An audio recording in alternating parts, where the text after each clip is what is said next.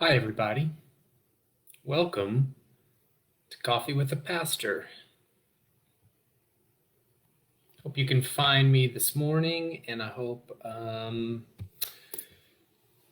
title that I chose for this Coffee with a Pastor piques your interest, makes you squirm a little bit, gets you here.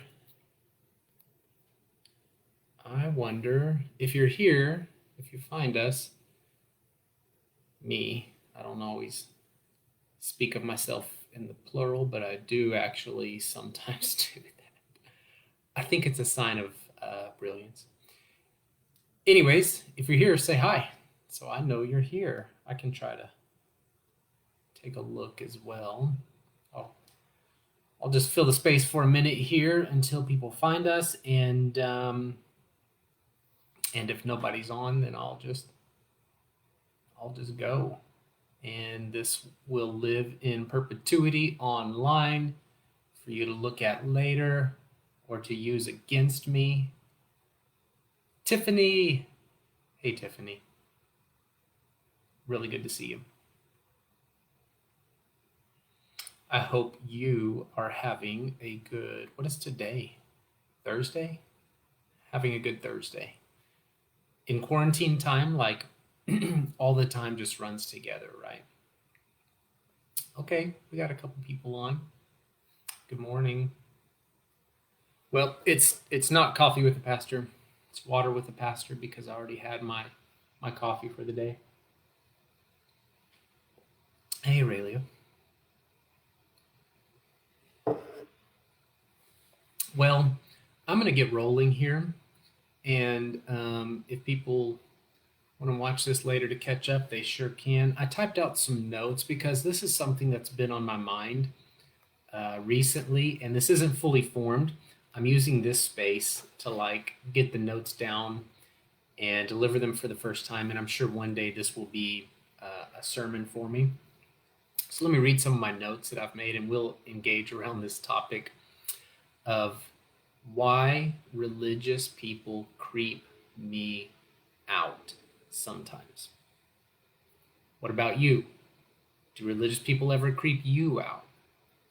You know, I've said this at times to people, and they get so offended. Usually I'll say it to Christians, and they'll look at me like I just wiped a big booger on the pulpit or like smashed a booger into the pages of the Bible and closed it. They look at me like that's what I just did. Every time I say that religious people creep me out. Um, I say it from time to time. I don't usually say it to people's face, but I have. uh, it's a little bit of what you might call an admission against interest, right? What lawyers talk about when somebody admits something and it's actually against their interest to admit it, and it makes them more trustworthy. It can be this rhetorical device because as a pastor, I shouldn't be so honest about how I'm creeped out by religious people, but sometimes I am. I'm off my notes. Let me get on notes. I wrote, it's not because we believe in irrational things or faith or unseen things or because we are theists who believe in a personal God. Those aren't the reasons why religious people creep me out, although that creeps out some people. Um, they creep me out. They make me want to completely disassociate with them because of the way that they reify human dynamics. Reify, Reify, or reification. I'm going to tell you what that is, word I've been thinking about lately. Let me look at the comments here. Yep, Tiffany says, yep, exactly. Religious people can be very different than spirit filled people, that's for sure. Rayleigh said, students I led in college ministry will sometimes send me pics of letter I wrote them, cringe. Oh, she's saying like her old self, Aurelia's old self creeps her out. Sure, same here. I've preached. Oh God, I hope that these sermons do not live on the internet somewhere. But I've preached like anti-Muslim sermons when I was young. I wouldn't say plural sermons. I did one when I was real young and new in the faith, and I was just so sure that I was right, and that Muslims were going to burn in hell forever. And I had this very narrow view of God. And it kind of reminds me of that Mark Twain quote. I'm going to butcher it, but it's something about it's not the things you don't know that get you in trouble. It's the things that you know that just ain't so that get you in trouble. Hi, Clark. Hi, Tori. Pray for you. You're angry and hurt. Okay, yeah, I absolutely will, and we will as a community. We absolutely will. Let me get back to talking about this word reification. Reification is, or reifying something, is when we take something that is human created, and human created social structures, dynamics, and we say that those aren't human created, they are natural, universal, absolute, and divine. In other words, it's taking something that humans create and we perpetuate, and we say that they are unchangeable, divine, or cosmic laws. Have you ever seen this happen? There's multiple ways to use this word reify and reification. This is one sense of that word. But it's when we take something that humans have made, that humans perpetuate, and we extrapolate up and we go, this isn't human created, this is divinely created. So we better not mess with it. We better not change it. Can you think of any examples where we take something that humans do, humans create, human social structures, interpersonal dynamics, whatever, and we say, well, this is from God, so we better not touch it. We better not fiddle with it. We better not critique it. We do it all the time. For example, I'm going to read just a couple of examples I wrote down here. Please, in the comments, write anything that this is sparking for you. When we say that men are the leaders, and only men, not women, but men are the leaders, because that's how God set the world up. We have reified what? Patriarchy. We have said this is a divine setup. We can't tinker with it. We can't critique it. We can't change it. We have to follow it. The word for that is reification. We have taken something that humans do. Why do we do it? I don't know. We do it because perhaps men are physically stronger, often, not always, and so they can dominate women physically if they want to, in some cases. And so then they must be the leaders because might makes right. So because they must be the leaders, this must be how God set it up. So we must never change that because there's no other forms of strength than physical strength. That argument might say. And so we reify patriarchy. This is a huge oversimplification. Forgive me if this is offensive. I'm just bringing forth one argument of how we might reify patriarchy and say, this is divine. This is from God. We can't change it. We say God created this social order. We can't mess with it. That's a reification. Again, it's an oversimplification of a complex topic. That's what reification often is we oversimplify something to reduce it to a natural law that can't be messed with. But there is no natural law behind saying that men must be the leaders. Only men. Only men can be the pastors. Only men can be the CEOs or the president or whatever it is. It's usually an oversimplification. Another one would be another example of taking something that is human created and making it divine is, I meant to grab this in a moment. I'm dropping stuff here. Hey, I see in the comments that y'all are doing some care toward Tori. Thank you for that. And please do continue to reach out and support. Thank you, Joyce, for that. Another example of reification, the Bible. I'm really going to upset some people right now, in this part of my talk.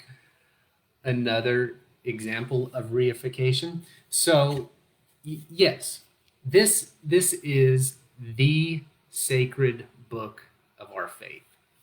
This is the book where we learn about Jesus. This is the account of a particular people's experiences with the divine, and the stories in this book, the stories right here, have been the fiery grandmother of all social justice movements in history. That's a bold claim, I know. I could be wrong. They're the fiery grandmother of so many social justice movements throughout history. The Exodus account of these slaves who dared to stand against Pharaoh and walk out of his God-forsaken country. That story is, of course, the powerful story behind the civil rights movement in many ways.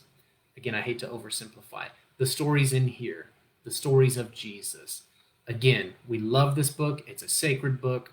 I love to say it's the fiery grandmother behind so many social justice movements that need to be had. But this book has human fingerprints all over it. This book is written by humans and put together by humans. It's not perfect. This book is not God. I have met so many Christians who have reified this book right here and said they've taken something, yes, it's sacred to us, but they've taken something that is very human also, and they have given it divine characteristics. That is reification. That is, let's be honest, that is idolatry. That is a word that actually describes it better is bibliolatry, worship of a book. But it's reification. We've taken something that's human and we've made it divine. And what do we do, again, when we take something that's human and we make it divine, apart from idolatry, which our faith tells us not to do? What we do is we create a dynamic where we can't critique things. We create a dynamic where you better not touch that and fiddle with it and mess with it and critique it and engage it. And then what do? We can take select passages and we can use them to then dominate people, dominate women, dominate those who are not like us in any way, or like us in very particular, simple ways. So what we do then is we reify it so that we can use it to maintain the status quo and use it to maintain our own biases. Just making, yes, that's right. Clark says, many people have made the Bible a fourth member of the Trinity. Exactly. A few other quick examples. I won't be too long today. Government. We reify government. We look at government, which, come on, that is a human construct. That is a human construct. And law enforcement, again, a human construct. We take it and we say, well, God put all this in place, so we better not mess with it. You know, we better not protest. We better not try to change it. We better not critique it. I love what Joyce said. You can love and critique. Exactly. Non-dualistic thinking. So we do it with government and law enforcement. It's happening right now. People will use words out of this book. Again, you know I love this book. They will use words out of this book to say, well, God put that government in place, so you better not mess with it. We have reified government. We reify all kinds of human social dynamics, and it keeps us from changing them. It keeps us from pointing out how the status quo is killing us, how those human constructs are killing us. Again, we, as people of faith, as people of the faith that this book talks about, people trying to follow the living God who is beyond a static book. It's a dynamic, living, ever-moving God, not a God contained by a book. We are called to smash idols, right? Isn't that one of our Big Ten? Isn't that one of our Big Ten commandments? Don't have any idols. We're called to smash idols, to demolish everything that sets itself up against the knowledge of God, which I would say, you don't have to agree with me on this, but I would say that knowledge of God is most fully embodied in the person of Jesus, the liberative work of Jesus and person of Jesus, and we're called to smash any idol, anything that sets itself up against that. And yet we don't, because of this dynamic of reification. So I wanted to just kind of play with that word for a little bit this morning, introduce you to that word if you don't know it. I'm using it in a narrow sense. I know there are other ways to use it, but that's how I'm thinking about it today. Religious people often creep me out because we don't realize what we have reified and then what we continue to perpetuate because of that, because we've taken something that's human made and we've said it's divine, it's immutable, it's unchangeable, and then we use it to harm. We do so much harm, which brass tacks, that's why sometimes I would want to walk away from the faith, the Christian faith. So much harm is done, right? Isn't that what Gandhi said? Like, I would be a Christian. I really like your Jesus, except for all the Christians. They make me not want to be a part of anything that this person, Jesus, is about. I stick with Christianity, though, because it is a beautiful worldview, because of the person of Jesus, because it, has been the impetus and the driver behind so much good in this world. I refuse to give it up and to let the haters, the idolatrous, we could say, let the idolatrous have it. I refuse. They can have it when they pry it from my cold, dead hands, to use a phrase that Second Amendment people love. You can have my gun when you pry it from my cold, dead hands. Well, you can have Christianity when you pry it from my cold, dead hands. The Christian worldview is beautiful, right? It is this beautiful narrative and arc of life and death and resurrection.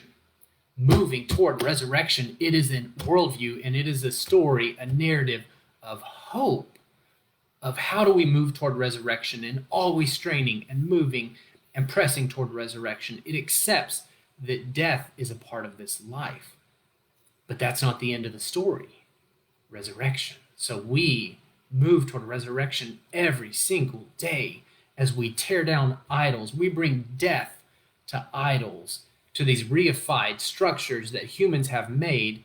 We call them idols. We tear them down. We use phrases like smash the patriarchy. We talk about defunding police when necessary. We tear down idols because we believe in resurrection. Something better is coming. Something better can happen when we move through death. We are a people of resurrection. That's why I stick with it amidst all of the cringes, amidst all of the being creeped out by religious people. So, hope this is helpful today. A lot of helpful comments, and I love the way you all are engaging with each other there. We'll be back for Coffee with the Pastor on Tuesday. We have a guest. We have Kendall, a beloved spirit to us in this community, and we think of her as part of our community. At least I do. And we are wrapping up Coffee with the Pastor. Fran Aurelia, if I could be wrong, but I believe Fran Aurelia and I will be back next Thursday all together, and that will be the conclusion of Coffee with the Pastor. We have made it through this summer. My God, I'm so proud of us by the way that we have run this race through summer and provided this Coffee with the Pastor moment. We have held space for this, and I hope it's been helpful to you. It is time for that to conclude as we move into some really exciting things next in this next season as we move into the fall. Coffee with the Pastor will be back, I'm sure, but it's time for this to conclude as it is right now. It has been a blessing to us. It's been work for Fran Aurelia and I and all of our guests, but it's been a tremendous blessing. It has pushed us. We have pushed ourselves. I hope it's been a blessing to you too. Okay, see you on Sunday. We have an amazing deacon ordination service, going to be very creative. See you at Tuesday for our guest Coffee with the Pastor, and see you on Thursday for the conclusion of Coffee with the Pastor. I'm probably forgetting stuff. Fran and Aurelia will let me know. There you go. Yeah, Kindle on Tuesday, us on Thursday. We made it. I love you all. Have a good day. Talk to you and see you soon.